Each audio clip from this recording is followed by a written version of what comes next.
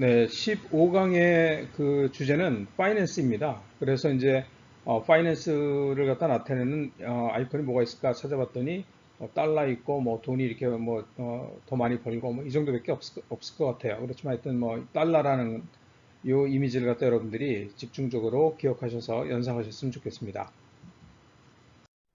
자, 12주차가 됐어요. 우리가 세 번째 이슈를 갖다 볼 거예요. 첫 번째는 우리가 이제 빈곤, 퍼버티에 대해서 봤고, 그 다음에 두 번째 이슈는 뭐였냐면 그 early childhood development, 그죠? 유년기의 발달에 관련된 이슈들을 갖다 봤고, 세 번째로 우리가 보게 되는 게 바로 이제 household finance라고 그랬는데 이게 가계의 재정을 갖다가 이제 우리가 재정 문제, 대출하고 투자죠, 그죠? 이 문제에 대해서 우리가 이제 6장에서 12주차에 우리가 먼저 이런 household finance에 대해서 보게 될 거예요. 이게 왜 중요하냐면 특히 개도국 상황에서는 뭐 개도국이라는 것이 그런 개도국들은 사실 돈이 많지가 않잖아요, 그죠? 그래서 이제 뭐 특히 이제 개도국에 있는 빈곤층들은 돈을 빌리기가 쉽지가 않습니다. 이자율도 굉장히 높아요. 그래서 그런 상황이기 때문에 특히 이 빈곤층 개도국의 빈곤층에게는 이런 재정적 오류를 갖다가 허용할 여지가 작기 때문에 지금 무슨 얘기냐면 이거 그냥 뭐 그냥 그대로 직역을 해서 이렇게 어렵게 써 있는데 빈곤한 사람들은 그런 실수를 하면 크게 영향을 갖다 많이 받는다는 얘기예요. 그래서 이렇게 이제 그런 재정적인 결정을 할 때, 그러니까 이게 뭐 회사나 아니면 국가의 재정을 얘기하는 게 아니라 가계의 그런 재정을 얘기하는 거예요. 그래서 이렇게 뭐 실수를 하면 크게 영향을 갖다 받기 때문에 이런 가계들의 편향, 이런 재정을 갖다가 관리하는 데 있어서 이 편향, 바이어스라고 우리가 얘기를 했죠. 이 편향의 결과가 중대한 영향을 미친다라고 얘기하고 있어요. 그렇기 때문에 이제 금융적인 그런 의사결정을 할 때, 거기에 대한 정책 등에 대해서 우리가 보다 세심한 그런 주의가 필요하다라고 얘기하면서 이 주제, 그죠? 하우스홀드 파이낸스의 그런 주제의 그 중요함을 얘기하고 있어요. 근데 문제는 뭐냐면 이 재정 관련의 의사결정이 쉽지가 않죠. 그죠? 그래서 이제 사람들이 그 편향이 많이 발생을 하는데 이게 이제 빈곤층에 특히 심대한 영향을 준다고 합니다. 그럼 왜 그러면 금융 또는 재정에 있어서 의사결정이 어려우냐? 이게 미래에 대한 불확실성이 크다는 거죠. 재정 같은 경우에는. 그죠? 예를 들어서 뭐 자산을 갖다 보유한다든가 집을 보유한다든가 예를 들어서 그런 거는 뭐 이 집이 갑자기 없어지거나 그러지 않잖아요. 근데 이 돈 같은 경우에는 사실은 특히 이제 그런 경제가 안정돼 있지 않은 개도국의 경우에는 이게 사실 굉장히 불안정합니다. 그죠? 그래서 그런 것들 때문에 미래에 대한 불확실성이 더 큰 게 이제 개도국 상황이에요. 그죠? 이게 뭐 사실 뭐 재정 시장뿐만 아니라 다른 시장도 마찬가지죠. 선진국으로 갈수록 사실 이런 불확실성이 줄어드는 거예요. 그래서 이제 이 금융 관련한 그런 의사결정을 하는데 어려움이 많다는 것이고, 두 번째 이 개도국, 뭐 사실은 개도국뿐만 아니라 이런 재정 관련 또는 금융 관련 의사결정을 할 때 사람들이 충동적인 판단, 그죠? 그다음에 감정, 유혹, 손실회피 그런 태도, 그다음에 당장 빨리 일을 처리하지 않고 나중으로 미루는 행동, 그죠? 이런 것들 때문에 사실 그런 그 금융 관련한 의사결정이 쉽지가 않다고 얘기하고 있어요. 따라서 금융에 관련된 의사결정에 대한 그런 체계적인 편향이 발생한다고 합니다. 이게 어떤 편향들이 발생하는지 우리가 볼 거예요. 그죠? 그래서 이제 사람들은 이제 기본적으로 그 행동경제학적으로 보면 의사결정이 복잡하고 어렵게 되면 그런 상황을 직면하게 되면 문제를 갖다 단순화해서 틀을 갖다 이제 좁게 가져가는, 그죠? 보는 틀을 갖다 좁게 가져가려고 하는 그런 경향이 있대요. 그래서 이제 우리가 어떤 편향들이 발생할 수 있냐면 휴리스틱이나 그다음에 프레이밍 효과가 나타나면서 사실은 이제 이런 편향들이 발생할 그런 가능성이 높아진다는 얘기예요. 우리가 이제 휴리스틱이나 프레이밍은 우리가 봤죠. 그래서 오른쪽에 다시 정리를 해놨는데 휴리스틱은 뭐냐면 시간이나 정보가 불충분해서 충분하여 합리적인 판단을 할 수 없거나 굳이 체계적이고 합리적인 판단할 필요가 없는 상황에서 신속하게 사용하는 어림짐작, rule of thumb이라고 그러겠죠. 어림짐작의 기술을 우리가 휴리스틱이라고 부른다고 했잖아요. 그죠? 그것뿐만 아니라 또 프레이밍 효과도 또 이런 그런 편향을 갖다 발생시키는 그런 것이라고 얘기할 수 있어요. 프레이밍 효과는 뭐냐면 동일한 사안이라고 해도 그에 관한 사람들의 해석이나 의사결정이 달라지는 인식의 왜곡, 코그니티브 바이어스라고 얘기하고 있죠. 사실 뭐 인식의 편향이라고 얘기하는 게 더 맞을 것 같은데 이런 현상을 우리가 프레이밍 효과라고 얘기를 했어요. 그래서 이런 것들 때문에 이제 편향이 체계적으로 구조적으로 나타난다 이런 얘기를 하고 있어요. 특히 이제 개도국에서. 그래서 이런 금융에 있어서 의사결정에 대한 그런 행동 제약 그 제한점을 갖다 극복하기 위해서 제도적인 환경 그다음에 정책이 필요하다라고 얘기하고 있습니다. 그래서 이제 이런 적절한 그런 금융적인 의사결정의 행동에 제약을 주는 그런 요인에 대해서 대응하는 그런 정책적인 방법이 제시가 되어야 되고, 그다음에 이런 금융 의사 결정에 대한 정책 목표를 설계하고 구현하는 보다 나은 방법들에 대한 연구가 필요하다라고 얘기하고 있어요. 그래서 이런 연구 결과들을 갖다 우리가 우리 Household Finance 이번 주에 첫 번째 부분에서 하나씩 우리가 짚어볼 겁니다. 자, 그래서 이게 특히 개도국 상황에서 이런 그 가계 재정 관리, 그다음에 대출이나 투자를 얘기하는 거죠. 이것들이 왜 중요한지를 갖다 지금 방금 얘기를 했죠. 그죠? 그렇다면 이제 그 정책들이나 사업들이 이제 이런 이 문제를 갖다 해결하기 위해서 이제 투입이 되어야 하는데 그걸 위해서는 먼저 우리가 이 인간, 그죠?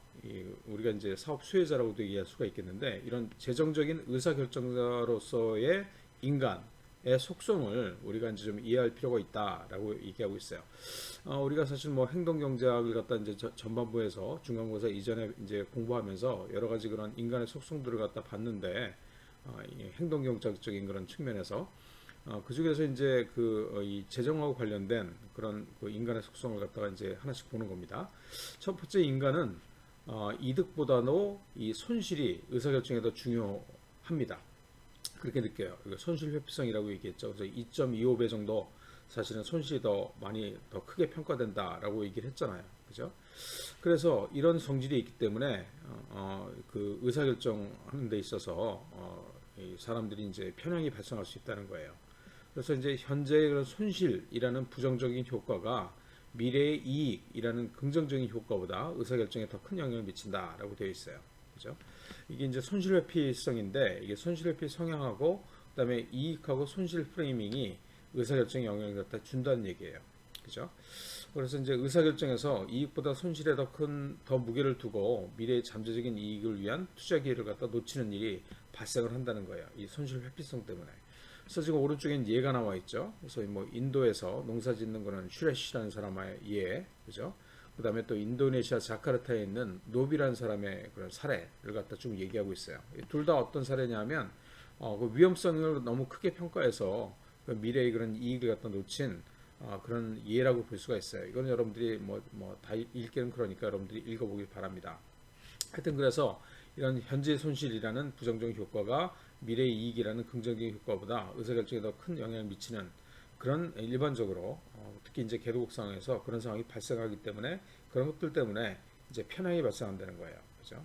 그래서 현재의 손실에 대한 위험 허용 한도를 늘리고 또 위험을 갖다 더 잘 다룰 수 있도록 위험 허용 한도를 늘리고 근시안적인 투자를 갖다 줄이는 그런 정책 또는 사업이 필요하다, 사업 설계가 필요하다라고 얘기하고 있어요.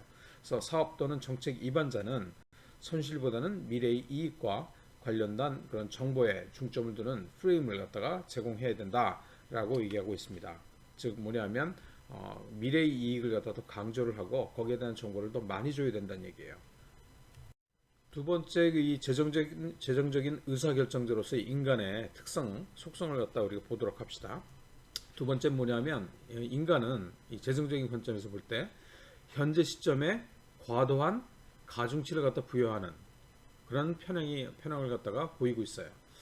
그래서 이제 뭐 의사결정, 금융 관련해서 의사결정을 할 때 이 복잡한 상충관계, 그죠? 가 존재를 하죠. 그래서 뭐 저축, 투자, 보험 등은 중요한 개발 목표이지만 사실 이거 갖다 이제 사람들이 따라오게 이것들을 갖다 추구하게 하는 것은 쉽지가 않죠. 이게 현재의 사람들이 이제 편향이 되어 있기 때문에 그런 거예요.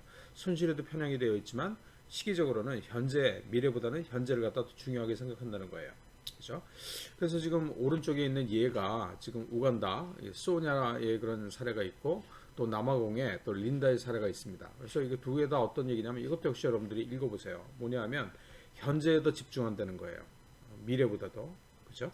그래서 이런 상충관계, 그죠? 왜냐하면 지금 미래를 위해서 투자를 해야 되는데 현재에 더 중점을 두기 때문에 뭐 저축이나 투자나 보험 이런 것들을 갖다가 사람들이 되도록이면 들지 않으려고 하는, 그죠? 그런 편향이 발생한다는 거. 이걸 갖다 이제 현재의 그런 편향을 갖다가 이 정책이나 사업들이 사실은 보완해 줘야 된다는 얘기죠. 그죠? 그래서 이제 이용 가능한 그런 적정한 그런 적절한 그런 금융 상품이 있고, 개인의 가처분 소득이 있음에도 불구하고 금융 상품의 그런 이용이 크지 않다는 거예요. 그죠? 특히 이제 그 개도국의 경우에 있어서, 즉 미래의 이익에 중점을 두는 선택을 할 때 이 인내심이 이제 뭐 발현이 되긴 하지만, 현실을 포함한 유사한 그런 선택을 할 때는 인내심이 또 결여가 된다고 하고 있어요. 그래서 이런 것 때문에 금융 계획을 성공으로 이끌지 못하고 선호가 뒤바뀌는, 역전되는, 그죠? 그러니까 미래보다도 미래에 더 이익이 큰데 현재에 너무 가중치를 갖다 많이 줘가지고 이 선호가 뒤바뀌는, 그죠? 현재를 더 중요하게 여겨서 투자나 그런 그 재정적인 결정을 갖다 잘못 내리는 그런 현상이 발생한다는 거예요. 그래서 여러분들이 역시 오른쪽에 두 개의 예를 갖다가 여러분들이 참고하길 바랍니다. 그러면 왜 그 이 재정적인 의사결정자로서의 인간의 속성이 지금 그 현재 시점에 더그 가중치를 갖다 많이 주기 때문에 편향이 발생한다고 얘기를 했잖아요. 그게 왜 그러냐면 사람들이 조급하기 때문에 그런 거예요. 그죠? 그래서 뭐 저축률이 낮고 그다음에 신중하게 금융계획을 갖다 세우지 않는 사람들에게서 이게 이제 강하게 더 그런 사람일수록 더 조급하다는 거예요. 그죠? 즉 현재에 대한 가중치가 더 높게 나타난다는 거예요. 그래서 이게 사실 시간이 관련되어 있는데, 이 심리학에서 시간은 사실은 이 거리로도 디스턴스로도 이제 표현이 된다고 합니다. 그러니까 미래는 더 먼 거리에 있다 생각을 한 거예요. 자기하고 좀 관계가 없다, 그죠? 그래서 이제 보험하고 저축은 장기적으로, 그죠? 이게 장기적이라는 얘기는 이제 거리가 멀다는 거죠. 유용하지만 즉시 가까운, 그죠? 가까운 거리에 있다는, 그죠? 즉시 결정하고 비용을 갖다 지출을 해야 하기 때문에 계획하고 실행의 차이가 생기고, 그다음에 또 금융상의 중요한 유용한 그런 의사결정을 악화시키는 그런 원인이 된다라고 얘기하고 있어요. 그래서 이제 오른쪽에 보면 이제 그 시카고 경영대 학생들에 대한 그런 조사 연구가 나와 있는데, 이게 이제 어떤 그 조사 연구였냐면, 연구 조사에 참가한 학생들이 참가비를 갖다 이제 받게 되는데, 조사 후 즉시 지급받는 경우하고 2주 후에 좀 더 많은 돈을 지급받는 경우를 선택해라 했더니 어떤 결과가 나왔냐면, 많은 학생들이 즉시 지급받는 것을 갖다 선택을 했다고 해요. 그러나 이제 그렇게 즉시 지급받아서 당장 쓸 줄 알았는데 뭐예요? 대다수가 4주가 한 달이 지나도록 돈을 갖다 쓰지 않았대요. 일부는 30주가 지날 때까지 돈을 안 쓰는 경우도 있었다고 합니다. 이게 뭐냐면, 내가 당장에 쓸 것처럼 의도가 있었지만, 그죠? 행동, 그런 의도하고, 그죠? 행동, 사실은 뭐 이게 뭐 4주 후에 또는 30주 후에 쓰려고 하면서도 빌리는 거는, 행동은 당장 돈을 갖다 받고 싶어 하는, 이게 지금 의도하고 행동이 지금 분리되는, 그죠? 일치하지 않는 그런 지금 행태를 갖다 보이고 있잖아요. 그죠? 그래서 이런 것 때문에 이제 특히 이제 이런 그런 의도하고 행동이 분리되는 현상이 개도국에서 더 문제가 된다고 합니다. 그죠? 그래서 이제 금융 관련한 그런 의사결정에 대한 행동상의 그런 제약은 소득이 낮은 국가에서 사실 더 큰 문제가 됩니다. 선진국에서는 뭐 자동으로 적립되는 저축도 있고, 그죠? 예를 들어서 그 보험 같은 것도 의무적으로 들도록 되어 있고, 그죠? 그렇기 때문에 이런 자동으로 적립되는 저축이나 연금, 보험 등의 그런 금융 상품들이 일반적이지만, 개도국에서는 사실 이런 것보다는 현금을 기반으로 해서 경제가 더 활성화되어 있거든요. 그렇기 때문에 사람들이 이렇게 강제적으로 하는 게 아니기 때문에, 개도국 사람들은 유혹이라든지 다른 데 돈을 쓰고 싶은 유혹, 그다음에 나중에 하지 미루는 거, 미래에 더 이익을 가져다 주는 행동을 미루는 것, 프로스크레이션이라고 하는데, 그다음에 행동 변화 등에서 더 민감한 반응을 갖다 보인다고 합니다. 그래서 정책적 개입 또는 사업은 개도국 사람들이 미래를 위해 저축하는 것을 선호하도록, 그죠? 저축 선호도를 높이도록 기여해야 한다라고 얘기하고 있습니다. 다음에 재정 관련해서 이 사람은 어떤 속성을 가지고 있냐면 이 인지적으로 과부하가 걸리는 것, 그죠? 그다음에 사고의 틀이 협소한 것, 이것 때문에 편향을 갖다 발생시킨다는 거예요. 편향된 그런 의사결정을 한다는 거예요, 그죠? 그래서 이제 제한된 범위 내에서 그런 주의력, 그다음에 사고력, 이 이제 그를 갖다 가지고 있다는 거예요, 그죠? 그래서 이제 그 빈곤한 경우에는 이런 제한의 범위가 더 좁혀져서 금융 비용의 부담이 더 커진다고 얘기하고 있어요. 빈곤이 악순화된다는 그런 문제죠. 그래서 인지자원, 예를 들어서 여러분들이 이제 의지력하고 주의력이 필요한데 이게 사실은 여러분들도 이제 봤지만 이런 인지자원이 이게 유한합니다. 그래서 내가 예를 들어서 뭐 집안일이 너무 복잡한 일이 있으면은 자기 일에 집중할 수가 없잖아요. 인지자원이 많이 쓰였기 때문에 거기에 많이 가 있기 때문에 그런 거예요. 그렇죠? 신경을 그쪽으로 너무 많이 쓰고 있어서 이쪽으로는 더 중요한 문제가 있음에도 불구하고 거기 신경 못 쓸 수가 있다는 얘기예요. 그래서 인지 자원을 너무 많이 사용하면 어떤 문제가 발생하냐면 감정적인 충동, 그죠? 그다음에 이런 좁은 단기 전망에 초점을 두고 의사결정을 하게 된다는 얘기예요. 그죠? 그래서 이제 프레이밍, 그래서 틀 자체가 좁아진다는 문제가 있어요. 그래서 이제 이게 예를 갖다 지금 보고 있는데 모로코의 그 탕헤르에 있는 이크람이라는 사람의 그런 사례입니다. 그래서 소규모 그 자영업자인데 지역 경제하고 오랜 기간 동안에 이제 관계를 맺고 있으며 또 자금을 갖다 빌리고 갚는 행동을 갖다 반복하고 있다고 합니다. 그런데 이제 이크람이 소득은 많지 않고 최근에 예상치 못한 그런 질병으로 병원 신세를 졌고 또 병원비를 갖다 감당하지 못해서 대출을 갖다 받았다고 해요. 또 그 기간 동안에 또 이크람은 의도치 않게 다른 금융 업무를 갖다 또 처리하지 못했어요.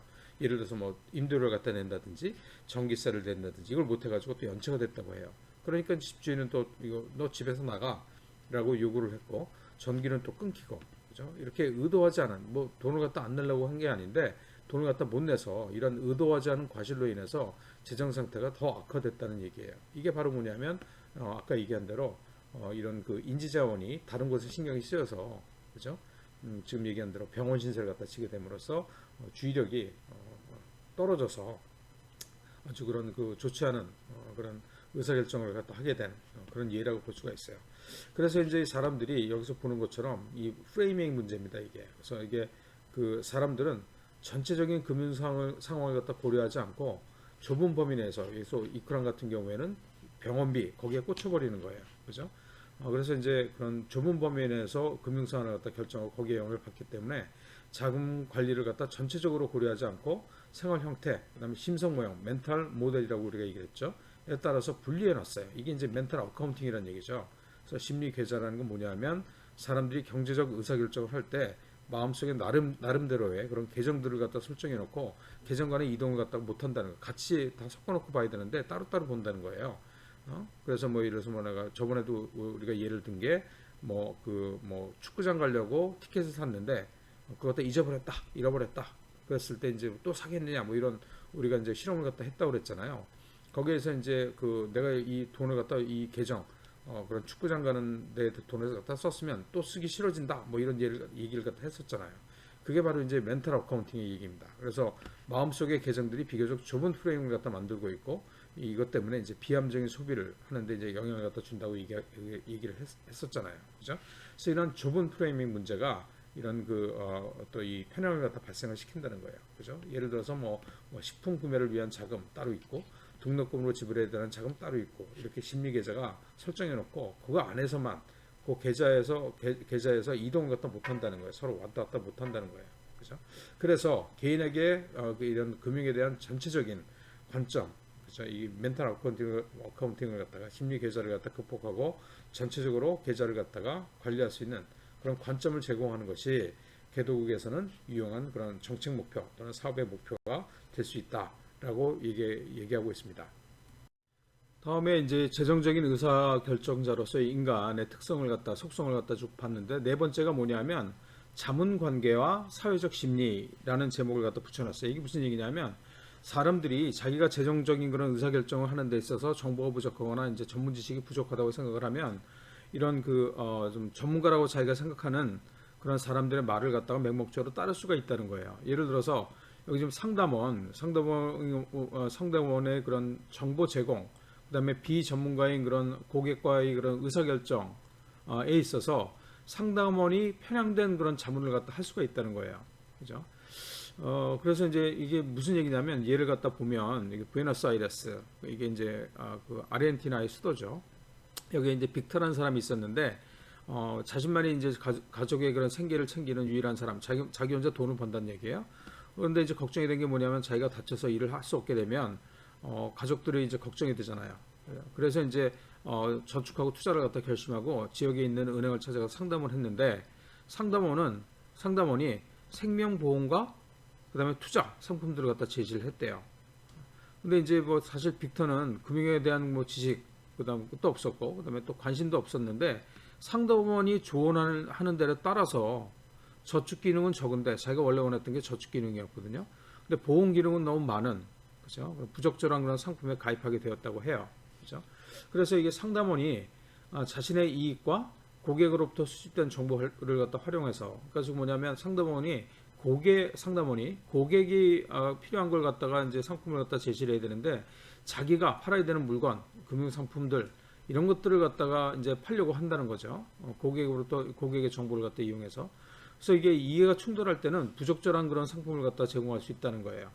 그래서 이제 이렇게 금융적인 그런 자문이 필요한 그런 시장에서 독립되고 또 편향되지 않은 그런 중개인들, 상담원들의 활동을 증진하는 그런 제도적인 틀을 갖다 갖춰야 된다라고 얘기하고 있어요.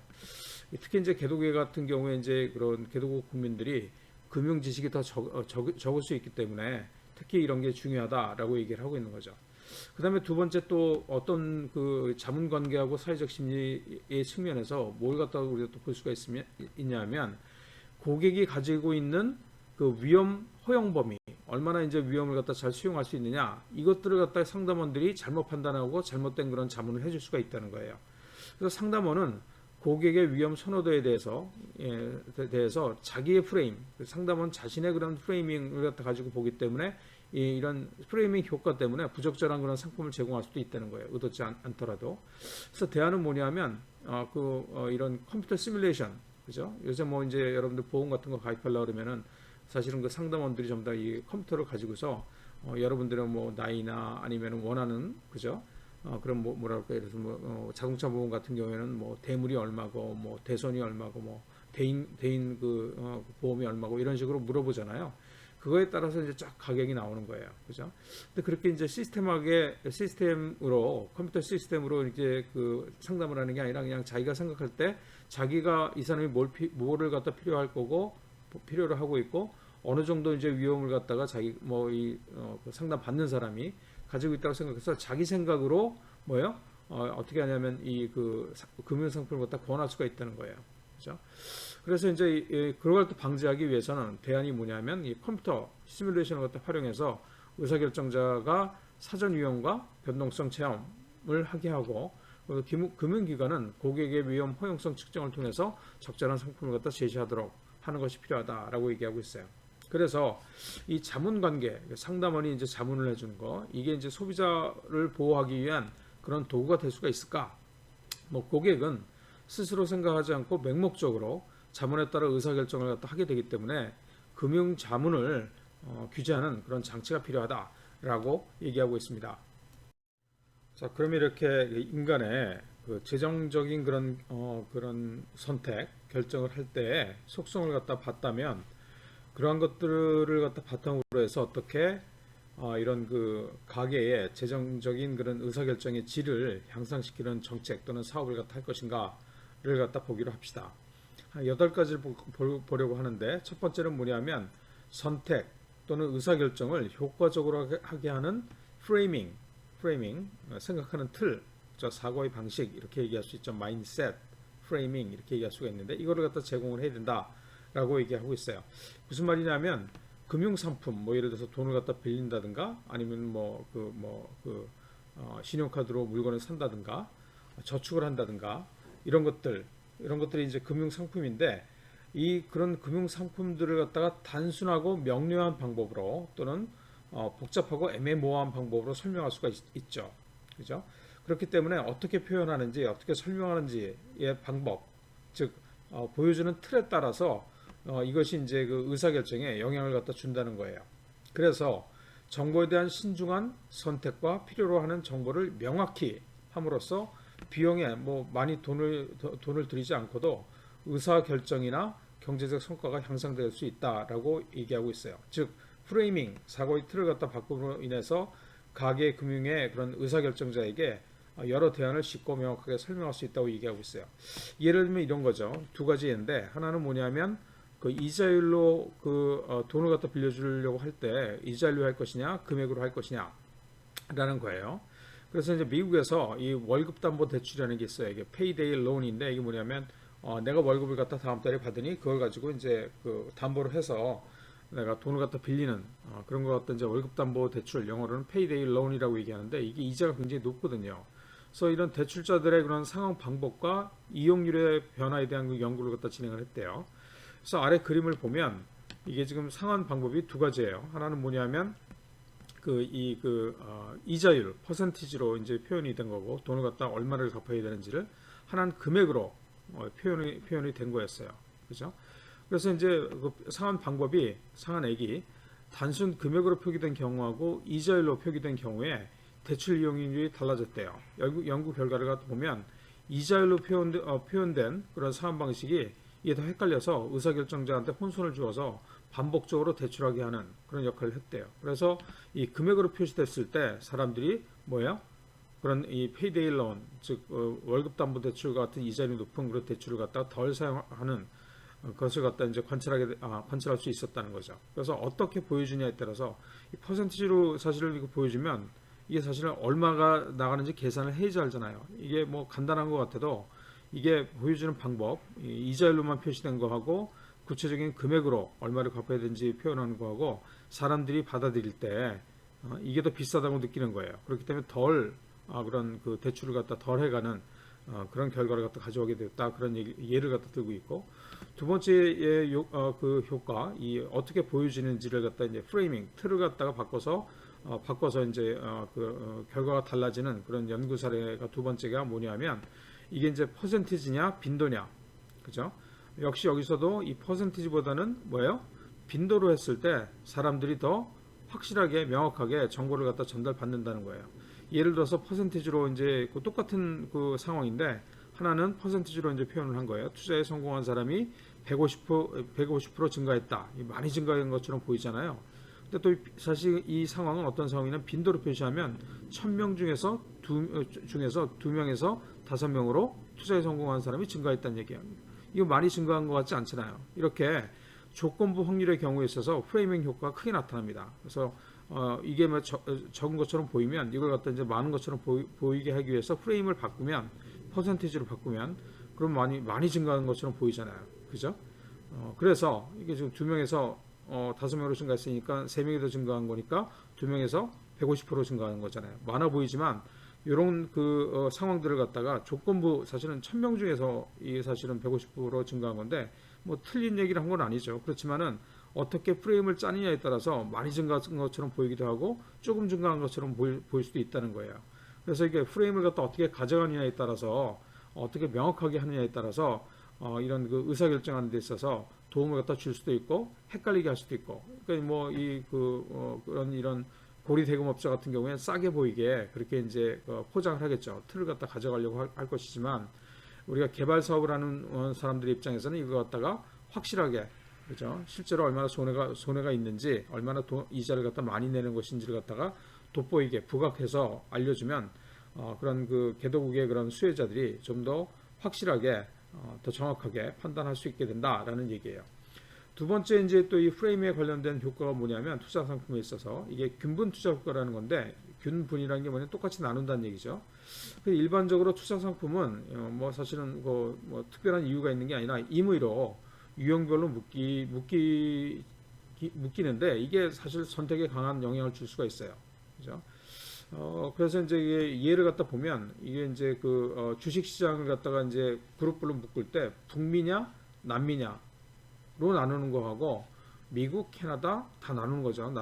국별로 브라질, 아르헨티나, 우크라이나, 우루과이 주식시장으로 나눴을 때 양분했을 때 미국에 대한 그런 주식 투자가 더 많이 됐다고 해요. 지금 무슨 얘기냐면 유형에 따라서 각기 다른 투자 상품이 제시가 되면 사람들은 특성을 갖다 고려하지 않고 유형별로 균분하게 똑같이 나누어서 투자하는 경향이 있다고 해요. 그래서 이것들을 갖다 이용해서 이런 것들, 그러니까 예를 들어서 정보의 표시 방법, 그다음에 균분 투자 등을 갖다 고려해서 효과적인 그런 프레이밍을 갖다 제공해서 빈곤을 탈출하는데 도움을 갖다 줄 수 있다라고 얘기하고 있습니다.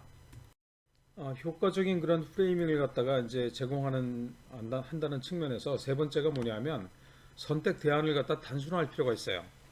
이게 프레이밍이 들어오면 그러면 이제 그 가계 금융 의사 결정자에게 여러 가지 대안들이 주어지는데 되도록이면 단순화해라. 그렇게 해서 선택하게 하는 것이 필요하다라고 얘기하고 있어요. 이게 선택폭이 제한되지 않으면 지금 오른쪽 보세요. 그림 보면은 너무 고를 게 많잖아요. 그러면 사람이 결정을 못 해요. 그죠? 결정을 갖다 주저하거나 미루거나 하지 않게 돼요. 그죠?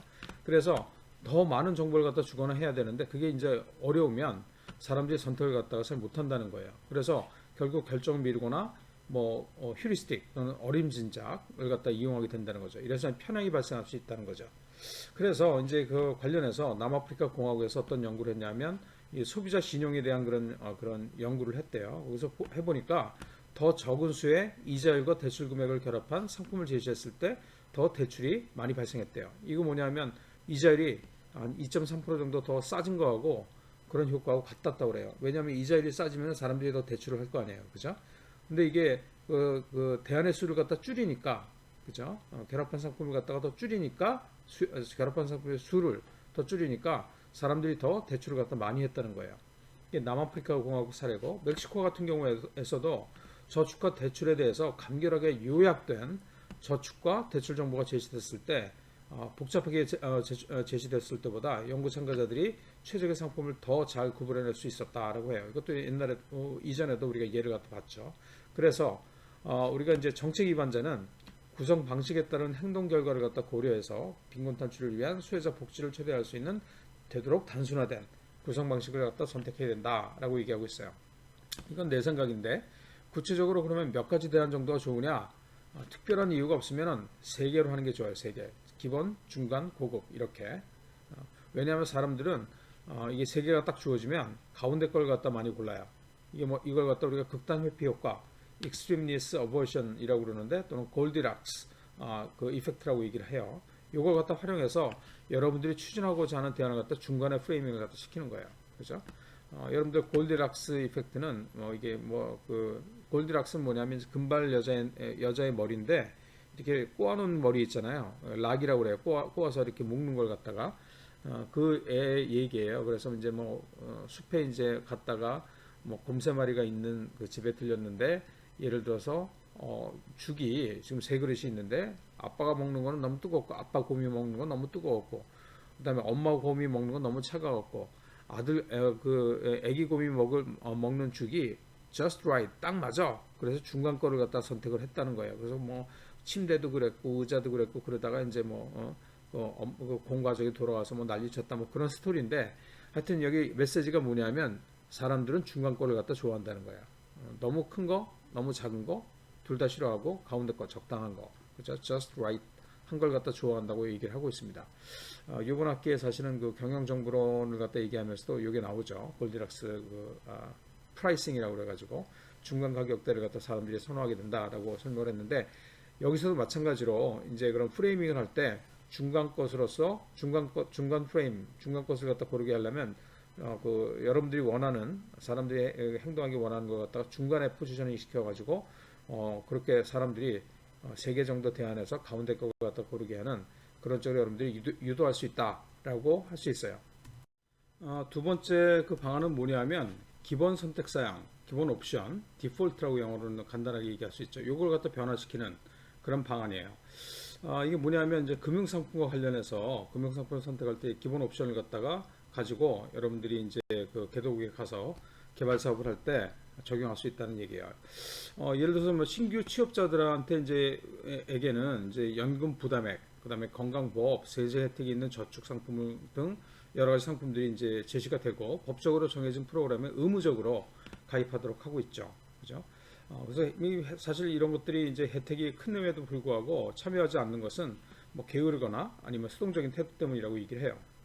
그래서 미국에서 종업원들은 고용주가 기본 옵션으로 제시한 401K 연금 프로그램이라는 게 있는데 이 프로그램에 가입을 하고 분담금을 갖다 내게 되어 있대요. 근데 이제 대기업에 다니는 조거모들은 이제 자동으로 가입이 된다고 합니다. 그래서 기본 옵션, 이 경우에서 기본 옵션은 뭐냐면 이게 이제 가입을 갖다 무조건 하게 돼 있는 거예요. 뭐 할지 안 할지를 갖다 결정할 수 있는 게 아니라 무조건 해야 되는 거예요, 의무적으로. 그래서 이런 기본 옵션은 프레이밍이 개입되었을 때 사실은 더 증폭될 수가 있어요, 그죠? 그리고 또 이제 선택의 그런 복잡함을 갖다 줄여줄 수가 있습니다. 기본 옵션을 갖다 제공함으로써. 그래서 퇴직 연금을 갖다 선택할 경우에 현 상태와 미리 정해진 그런 기본 옵션만을 갖다 고려하게 되기 때문에 복잡함이 줄어들고 연금의 가입률이 증가했다고 얘기하고 있어요. 그래서 사람들은 현재 가중치를 갖다 주지 못하게 한 상황에서 현재 상황 또는 결과를 갖다 고려하지 않은 것을 갖다 기본 옵션으로 하고, 그럼 이걸 갖다 선택을 하지 못하게 무조건 가입하게 만든다는 얘기예요.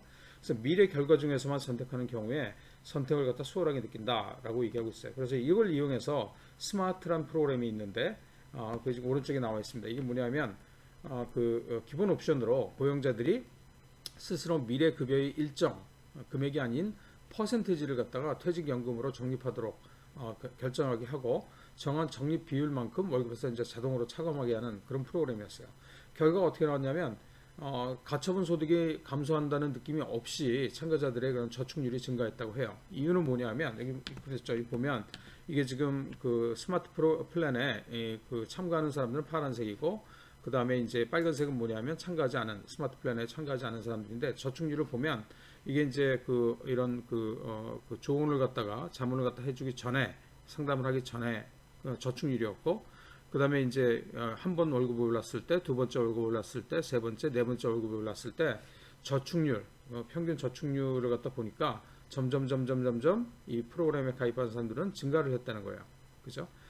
그래서 이렇게 가처분 소득 느낌 없이 이런 참가자들의 저축률이 증가했다고 해요. 이유는 뭐냐면 첫 번째, 사람들은 기본 옵션을 잘 수용한대요. 왜냐하면 선택을 안 하기 위해서는 기본적으로 선택된 걸 갖다 선택을 안 하려면 이게 힘들거든요. 인지적으로 비용이 발생하기 때문에. 두 번째 뭐냐면 기본 옵션에 보증 효과라는 게 있습니다. Endorsement Effect라고 얘기하는데 이게 뭐냐면 기본 옵션을 사정을 잘하는 전문가들의 그런 조언의 한 가지 형태로 사람들이 받아들여서 이게 다 객관적으로 검증됐고 따라서 보증되었다라고 믿는 해석하는 그런 효과를 갖다 얘기를 하고 있어요. 그래서 이런 이유들 때문에 사람들이 뭐예요? 기본 옵션을 갖다 잘 수용하고 스마트 프로그램에 많이 참가를 했다는 거예요. 그걸로 인해서 이렇게 저축률이 상승하게 하는 그런 효과를 갖다 가져왔다.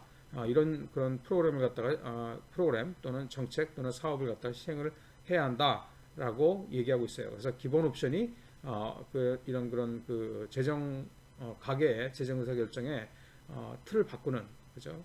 그런 것으로서 사용될 수가 있다라고 얘기하고 있습니다. 세 번째는 뭐냐면 소액금융이에요. 마이크로 파이낸스라고 얘기하는데 이런 서민을 위한 사실 소액금융은 서민을 위한 거거든요. 아주 적은 액수를 갖다 빌려주는 거예요. 그래서 이런 소액금융의 그런 효과성을 갖다 증진하는 그런 방안을 갖다 얘기하고 있습니다. 소득이 적은 가계의 그런 금융 서비스 접근 가능성은 사실 빈곤과 불평등을 줄이는 아주 중요한 그런 요소죠. 그래서 소액금융은 빈곤층의 예기치 않은 소득 변화를 갖다 완화시켜주고 자산이 없는 빈곤층 고객에게 무담보 대출 범위를 갖다 넓혀준다. 더 많이 빌 수 있게 해준다. 그런 얘기예요. 그래서 이 소액금융은 대출자 그룹의 자체적인 심사, 대출 심사, 그 다음에 상황 점검, 모니터링이죠. 그 다음에 상환 이행에 그런 의존하기 때문에 일반적으로 상환율이 높다고 얘기하고 있어요. 그렇죠? 그래서 오른쪽에 그림을 보면 이 빈곤을 갖다 잡아먹기 위해서 조그만 그런 물고기들이 다 합쳐서 마이크로 파이낸스라는 그런 큰 고기를 만들고 그걸 이 마이크로 파이낸스로 이런 빈곤을 갖다 잡아먹는 퇴치하는 그런 그림을 갖다 보여주고 있어요. 참 재밌는 그림인 것 같아요. 그래서 최근에 이런 마이크로 파이낸스 소액금융을 갖다 이용을 많이 하고 있는데 이거는 이 소액금융이라는 것은 사회규범에 따른 구성원으로서의 그런 유대관계, 그다음에 채무를 갖다 불이행할 때 오명을 입는 것에 대한 두려움이 이런 위험이 큰 그런 행동을 갖다 회피시키고 그다음에 상황을 갖다 촉진시킨다라는 것이 이제 밝혀졌다는 거예요. 그래서 소액금융은 그룹 외에 그렇지만 소액금융은 그룹 외의 사람들이 제공한 정보, 예를 들어서 우리 마을에서는 안 갚는 사람들이 많은데 문제가 없다, 뭐 이런 그런 다른 마을 사람들의 얘기 이런거나 대출 조직이 상환을 강제할 만큼 제도적으로 강력하지 않다고 인식되는 경우에는 상환율이 또 낮을 수 있다고도 얘기를 하고 있어요. 즉 뭐냐면 그룹 내 구성원들 간의 신뢰가 성공적인 그런 소액 대출을 위한 그런 토대가 된다라고 얘기하고 있습니다. 그래서 소액 대출도 이런 특히 개도국에서 가계 재정 의사 결정의 질을 향상시키는 그런 사업의 일환으로 사용될 수 있다라고 얘기하고 있습니다. 그 다음에 우리가 활용할 수 있는 게 뭐냐면 너츠하고 그 다음에 리마인더 상기시키기라는 것이에요. 이게 너츠하고 리마인더 같은 이런 단순한 개입이 심리적으로 작용하는 제약 조건들을 제거하고 금융 행위를 개선시켜 줄 수 있다라고 얘기하고 있어요. 뭐 시의성 있는 간결한 문자 메시지. 그러니까 뭐 너 내일 모레 돈 갚아야 돼. 여러분들 뭐 요새 이제 병원에 예약을 하면 하루 전날 문자 메시지가 오잖아요. 그죠? 그것 때문에 사실은 뭐 간단한 돈도 별로 안 드는 그런 문자 메시지지만 기계적으로 보내는 거지만 그것들 통해서 사실은 약속을 해놓고 예약을 해놓고 병원에 안 가는 사람들의 숫자가 많이 줄었다고 얘기하고 있어요. 그래서 이런 시의성 있는 타이밍이 좋은 그런 간결한 문자 메시지를 통한 그런 리마인딩 상기시켜주는 것은 특정 목적, 예를 들어서 TV를 갖다 구매하기 위한 저축 등을 갖다 강조함으로써 저축률을 갖다 높일 수 있다고 얘기하고 있어요. 그래서 심성 계좌 우리가 얘기를 했죠. 심성 계좌를 활용한 너치의 예인데 사람들은 마음속에 그런 소득 계좌, 지출 계좌를 갖다 분리해서 설정하는 성향이 있대요. 그래서 이것을 갖다가 정책 수단으로 활용할 수가 있다고 합니다. 이 오른쪽 인도 사례를 갖다 참고합시다. 이게 이제 인도의 사례인데 너츠를 이용해서 그런 종업원들에 대한 그런 연구를 갖다 진행을 했는데 저축률이 매우 낮은 그런 근로자들 사이에 지출 계좌하고 저축 계좌를 갖다 따로 두게 하고 주급을 갖다가 월급이 하나 주급이에요. 주마다 주는 월급 그 돈을 두 개의 봉투에 나눠줬대요. 그래서 한 봉투에는 지출용이라는 라벨을 갖다 붙이고 다른 한 봉투는 저축용이라는 라벨을 갖다 붙여놨대요. 이게 뭐 저축용 봉투에서 돈을 꺼내 쓰는 것에 대해서 뭐 강제적인 제한은 없었음에도 불구하고 저축이 늘어나는 현상을 보였대요. 그죠? 간단한 거거든요. 라벨만 붙이는 거예요. 지출용, 저축용. 그죠? 이와 같이 단순한 조작만으로도 일시불로 보수금을 지급했을 때보다 한 봉투에 지급했을 때보다 저축률이 향상되는 것을 볼 수 있었다라고 얘기하고 있어요. 그래서 정책 위반자들은 행동상의 그런 제약 요소들을 갖다 인지하고 해결해 나가는 그런 정책을 갖다가 이 너츠를 갖다가 이용해서 간단하고 저병의 너츠를 이용해서 그런 금융 행위를 개선시키는데 도움을 줄 수 있다라고 하고 있습니다. 다섯 번째 방안은 뭐냐면 이 책무성 커미트먼트라고 되어 있는데 이게 이제 의무감에 의해서 꼭 해야 되는 일 뭐 그런 것들 커미트먼트라고 얘기를 하는데 이 책무성을 갖다 강화해서 다른 데 돈을 쓰려고 하는 낭비하려고 하는 유혹을 갖다 뿌리치게 만드는 그런 방안을 갖다 설명하고 있어요. 자기 통제가 어려운 경우에 사실 뭐 그 저축도 쉽지가 않죠. 그래서 개도국에 있는 대부분의 그런 사람들은 은퇴했을 때 은퇴를 위한 저축 플랜을 갖다 마련하고 있지 않아서 문제를 갖다 악화시킬 수가 있다고 얘기하고 있어요. 그렇죠? 그래서 미래를 대비한 그런 중요한 금융 의사 결정이 뒤로 미뤄지고 선택이 용이하지 않은 그런 어려운 상황에 직면할 수 있다고 얘기하고 있어요. 그래서 정책 위반자들은 저축 상품을 설계하고 제공하되 개인의 특정 목적에 맞춰야 하고 벌칙을 두어서 취소하지 못하도록 하는 정책을 갖다 마련해야 된다. 예를 들어서 적금 같은 경우에는 취소하면 이자는 다 날라가고 원금만 받잖아요. 그죠? 뭐 개도국의 신뢰를 갖다 보면 로스카라는 게 있는데 이게 뭐냐면 일종의 개예요. 개. 이게 전통 저축 방식인데 이게 이제 Rotating Savings and Credit Association 이라는 건데 이게 뭐냐면 매달 고정액을 갖다 이제 항아리에 넣고 추첨으로 해서 한 사람이 가져가는 거예요. 우리나라 개하고 똑같죠. 그죠? 이게 이제 친한 사람들끼리 아니면 뭐 마을 사람들끼리 하기 때문에 이런 사회적 압력, 돈을 갖다가 안 넣으면 항아리에 이제 안 넣으면 이 나쁜 놈, 뭐 이상한 놈, 뒤처진 놈 이렇게 욕을 먹잖아요. 그런 사회적 압력 때문에 저축을 갖다 공공적 행위로 만들어서 이쪽이 막 저축을 갖다 강제하게 하는 그런 도구라고 얘기할 수 있어요. 이게 소액금융하고 좀 비슷한 면이 있죠. 그래서 로스카라는 것은 금융시장으로 그런 접근을 통한 그런 저축 기회가 없거나 사회적 문화적 환경이 저축 계획을 갖다 어렵게 하거나 자꾸 누가 돈 꿔달라든지 돈을 갖다 꿔달라고 한다든지 하는 그런 것 때문에 이제 저축 계획을 갖다 어렵게 하거나 불가능한 경우에 이 로스카라는 방식 이게 사용될 수 있다라고 얘기하고 있어요. 개도국에서는 저축에 대한 그런 상당한 수요가 존재하고 이를 갖다가 이제 이행 장치를 통해서 행동에 강한 긍정적 영향을 갖다 미치고 있다라고 얘기하고 있어요. 오른쪽 사례를 갖다 보면 필리핀 같은 경우에는 6개월 동안 인출이 금지된 그런 저축 계좌, 적금이죠 사실은. 계좌가 제시되었을 때 이용률이 거의 30%에 도달했다고 합니다. 그죠? 1년 후에 이 같은 계좌를 갖다 제시하지 않은 그룹과 비교했을 때는 이용률이 82%까지 올랐대요. 그죠? 그래서 이제 이런 이 인출이 금지됐다는 게 사실 행동을 갖다가 제약하는 거잖아요. 제약이 더 많은 것임에도 불구하고 이걸 통해서 이 커미트먼트를 갖다 통해서 책무성을 통해서 저축률을 갖다가 올릴 수 있었다는 거예요.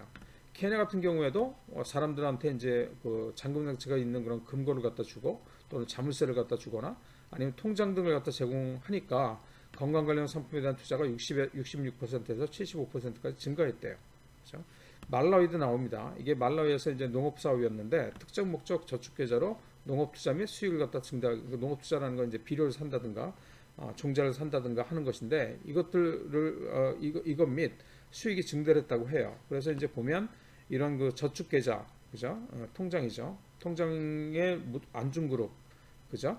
그 다음에 그냥 통장만 준 그룹, 그 다음에 통장을 주고, 그 다음에 뭐예요?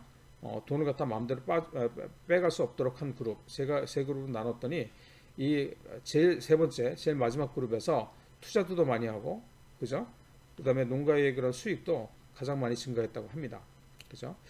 그래서 이런 그 강제하는 그런 그 도구를 갖다 이행 장치라고 합니다. 커미트먼트 디바이스라고 얘기하는데 현재 시점에 미래의 행동을 통제하는 선택을 갖다가 현재 하는 것을 갖다가 우리가 이행 장치라고 합니다. 커미트먼트 디바이스. 그러니까 그런 책무성을 갖다 강제하는 그런 장치라고 얘기할 수 있어요.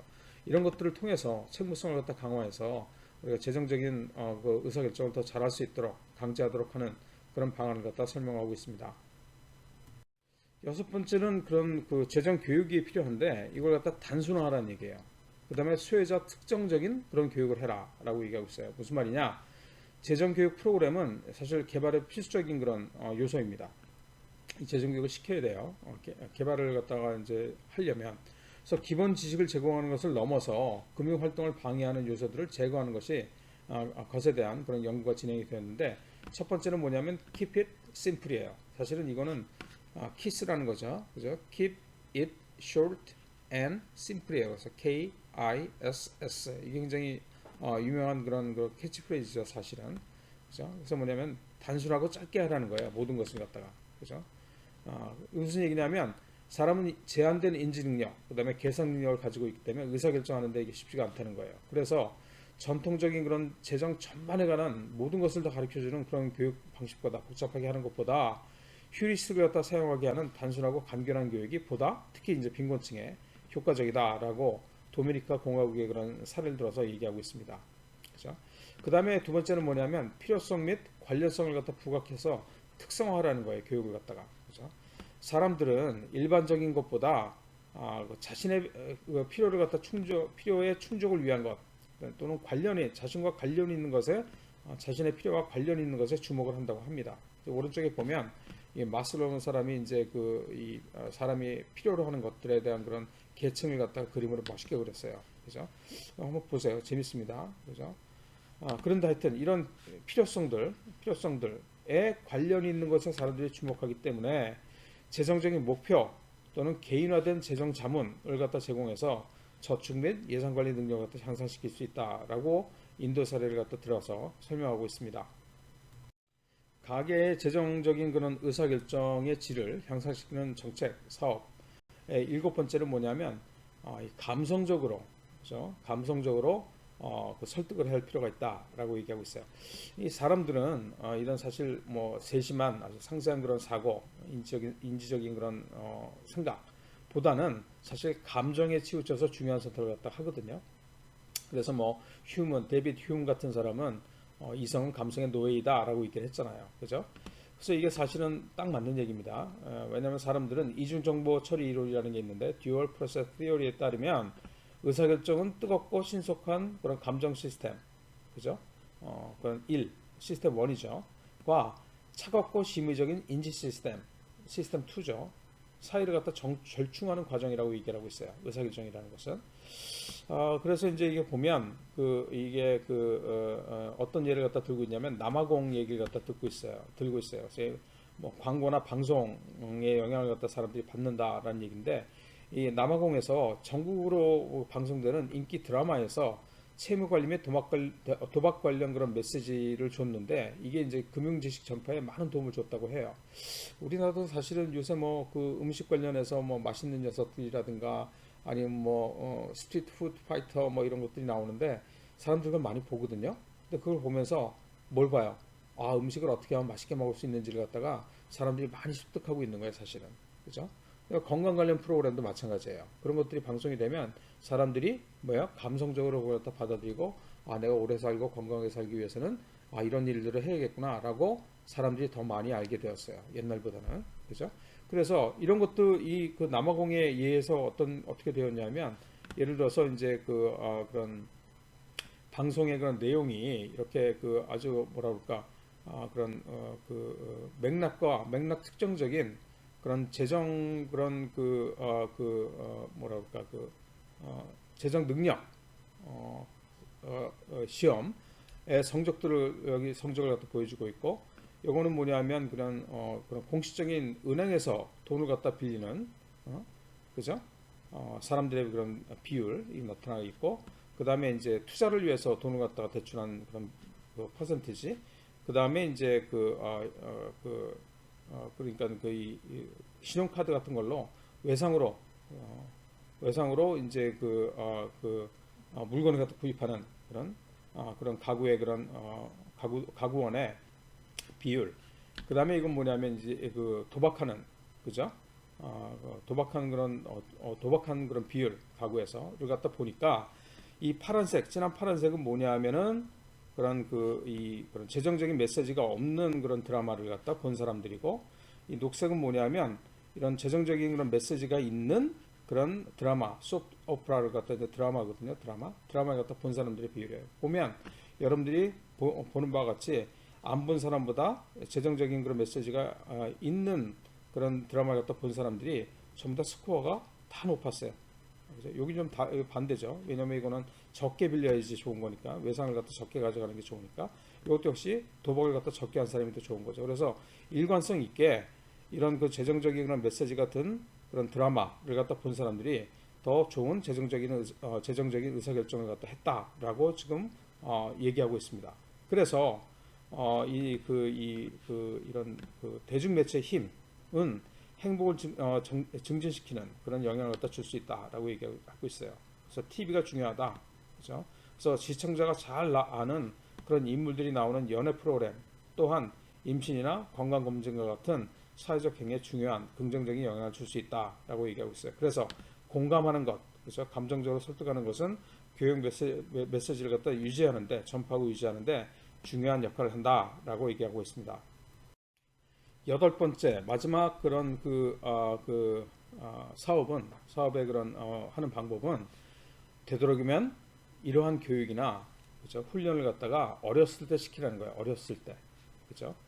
이게 여러분들 뭐 3살 버릇이 8가지 간다라는 얘기가 있잖아요. 그래서 어릴 때 형성된 습관과 선호도는 성인이 되어서도 유지가 되고 사회 경제적 그런 의사결정에도 영향을 미친대요. 성인이 되어서도. 그래서 어릴 때부터 유혹을 통제하고 만족감을 갖다가 늦추는 뭐 나중에 그런 보상을 받는 것 이렇게 훈련시키는 것은 인생에 있어서 학습 성과뿐만 아니라 경제적, 사회적 성과에 중요한 역할을 갖다 영향을 준다고 합니다. 그래서 성인이 되면 행동상의 제약이 주어지기 때문에 이렇게 할 수가 없죠. 그래서 유년 시절에 선호도를 갖다 향상시키는 정책이 필요하다라고 얘기하고 있어요. 그래서 이제 미국의 그런 마시멜로 테스트라는 게 있습니다. 근데 이게 뭐냐면 아이들을 갖다 각자에게 이제 마시멜로를 갖다 하나씩 주는 거예요. 밑에 수처럼. 지금 9명의 그런 아이들이 있는데 마시멜로를 주고서 먹지 못하게 하는 거예요. 그죠? 참으라고 그러는 거예요. 그래서 이 여자아이 같은 경우는 딱 째려보고 있죠. 얘는 딴청 피우고 있고, 얘는 먹어버렸죠, 지금.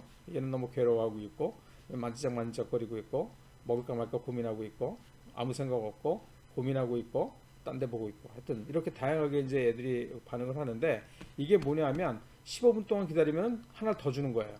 15분 동안 참으면, 그죠? 이런 실험을 했고, 인내심을 가지고 자기 통제를 갖다 발휘한 아이들이 교육이나 사회 경제적인 측면에서 향상된 결과를 갖다 가져왔대요. 재밌죠, 그죠? 하여튼 그래서 의지력과 자기 통제는 몸의 근육하고 같아서 반복적인 훈련을 통해서 강해질 수 있다라고 얘기할 수 있어요. 그래서 발달 심리학과 교육에 관한 그런 연구에서 취학 전 조기 개입을 갖다 통해서 아이들의 인지 조절이 향상될 수 있다는 게 밝혀졌기 때문에 훈련을 통해서 학습 능력을 갖다가 향상시킬 수 있고, 그죠? 위에서 지금 우리가 언급한 그런 개입들 사업들이 더 효과를 갖다 볼 수 있다라고 얘기할 수 있어요. 그다음에 이제 브라질에 또 예를 들고 있습니다. 여기서는 이제 900개 학교에 2만 명의 그런 고등학생을 대상으로 최근에 연구가 있었는데, 이게 뭐냐면 이 학생들한테 반복적인 금융 교육과 시점 간의 선택, 뭐 돈을 갖다 빌리는 것보다는 저축, 가격 비교 후에 구매하는 것, 그다음에 가격을 협상하는 것, 뭐 지출을 관리하는 것, 이런 것들 시점 간의 선택에 대한 책임을 갖도록 하는 훈련을 갖다 제공하자 학생들의 그런 금융 선호도와 성과가 달라졌다고 합니다. 그래서 되도록이면 어렸을 때, 아이였을 때 늦어도 고등학교 졸업하기 전에 이러한 훈련을 갖다 시켜야 된다라고 얘기하고 있습니다. 요약하자면 결론은 이렇습니다. 이번 장에서는 금융 의사결정에 있어서 행동이 사회적으로 어떠한 영향을 미치는지를 갖다 살펴봤고, 손실회피, 편향, 그죠? 인지 과부하, 너무 선택 대안이 많으면 과부하가 걸린다는 거죠. 사회 심리 등이 그런 제약 조건으로 작용한다라는 것을 봤어요. 이에 대한 정치적인 개입으로 기본 옵션 변경, 소셜 네트워크 활용, 마이크로 파이낸스 같은 거, 그다음에 로스카라는 거 봤죠 우리가. 그다음에 넛지, 그다음에 상기시키기 기능을 갖다 사용할 수 있고, 뭐 이행 장치, 커미트먼트 디바이스 갖다 사용할 수 있고, 그다음에 금융 교육을 갖다 단순화하고, 그다음 감정적으로 자극시키는 것 등을 갖다 우리가 봤어요. 그래서 의사결정에 대한 심리학적인 해석은 금융 정책 일반적으로 하여금 정책에 의도된 효과와 실제 효과를 잘 조화시켜 나가게 도움을 줄 수 있을 뿐만 아니라 개인의 금융 목표 달성에도 도움을 줄 수 있다라고 결론을 맺고 있습니다. 수고했습니다.